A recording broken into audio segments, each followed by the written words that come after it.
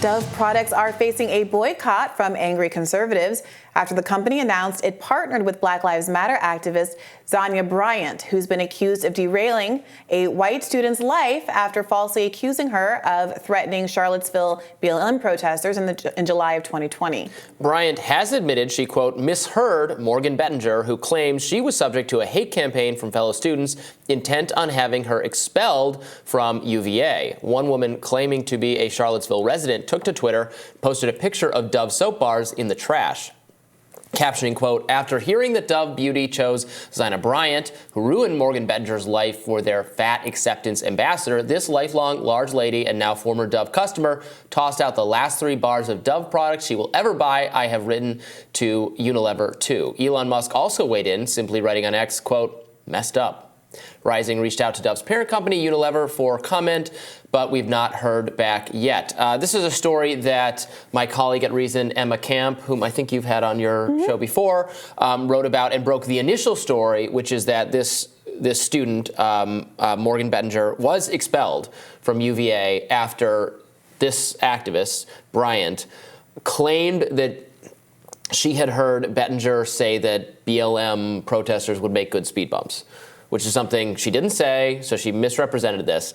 And the university expelled her over this. So she's filing a lawsuit against the university. Yeah, it seems like that's the place to target one's anger and one's boycott. Yeah, so Emma Camp, the reporter, my colleague, wrote a great piece for Reason that I agree with about how, despite what Bryant did being very, very bad and having really disrailed this other student's life, Emma does not think this is the right tactic or response to similarly engage in a boycott against her. Yeah, well, but I see why people are mad about it. If people want to be mad, they want to be mad. And if this is your cause célèbre and you want to throw your Dove products out, I stopped using them a long time ago because I didn't like the way they made my skin feel. But if this is what it is for you, then good luck to you. I guess I do use Dove products fairly regularly. I don't know that I'm going to stop.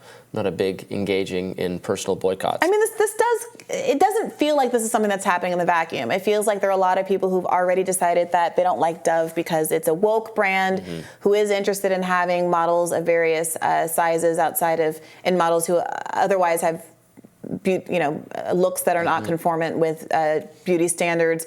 They've been boycotted and maligned for having posters of plus-sized women, women with body hair, things like that. And this seems in line with that. I mean, the fact that Dove wanted to hire a BLM activist seems in line with the audience it's trying to seek out of a more progressive base. And if people are not progressive, they're going to love any excuse to hate on Dove, and they're right. I don't know that this particular partnership seems particularly objectionable to me.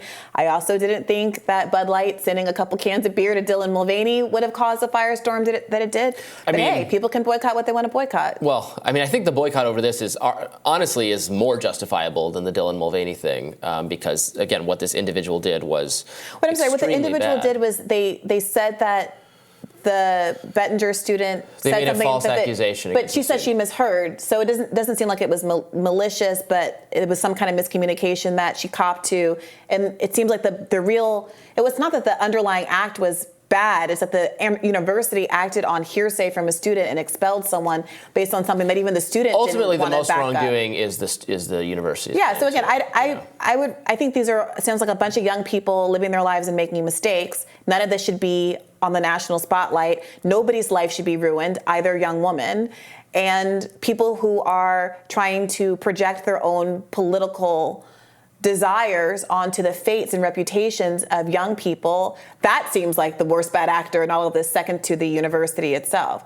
But I'm not especially interested in holding people to some standard of what they did or said when they were 20 years old. In this case, the same way that I know that you have been resistant to people who have made a certain kind of mistakes of a Me Too nature or whatever in college being held responsible for it for the rest of their life. I think that we live in an overly punitive society, and this wouldn't be my fight, but hey, it's a free country and you can boycott what you want to boycott. Yeah, I agree with that. No, I think we should practice broader forgiveness. It's interesting who gets forgiven. It's interesting who is allowed to have to become a celebrated spokesperson on behalf of a company after doing something like this. But I think we should extend forgiveness much more broadly. We should not be digging into things people said or tweeted or X'd, I guess that's what it'll be in the future, when they were little. I mean, this is part of the problem I had with Me Too or the activist climate around that, or just the cancel culture in general. We don't use that word anymore. Wokeness is now a catch-all for everything, even though we can't define it, or guests on our show can't define it. That tendency to go digging for people at their lowest moment, expose what they did that was embarrassing as a young person, and hold them responsible for it forever, is, I think, just very unhealthy for them and for us. Yeah. I mean, it does seem like I would presume that Dove didn't hire Bryant. Is that her last name? Yes. Yeah, Bryant, because she misrepresented what Bettinger said. It seems like she was a Black Lives Matter activist and has political activism outside of this that she's being championed for, which I think is also fine and good.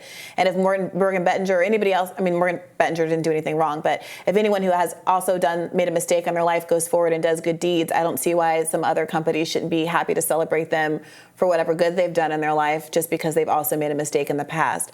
So I don't know. I just can't get my heckles up for these kinds of things anymore. I mean, these are they're not literal children, but they're very young people that are at the center of these national firestorms. Yeah, I mean, in a way that feels they're young people, they're adults. And also to the extent that Morgan Bettinger's life is, like, I wouldn't even know this woman's name if not for being brought up in these kind of media stories. Well, sure, but I mean, what happened to her was really bad. I mean, you get expelled, you paid tuition. I mean, I don't know exactly what her financial situation was. Tuition is to not be able to finish. And so many people are shackled with student debt from degrees they didn't actually finish, which is part of why student debt cancellation is such a moral cause for so many folks. But yes, that is a horrible thing to happen. If the university wrongly expels you so you can't finish your degree and deprives you of all the economic opportunities of that, maybe not the taxpayers, but they should be paying your tuition. You should get a free ride to some next university of your choice. This was UVA. Okay.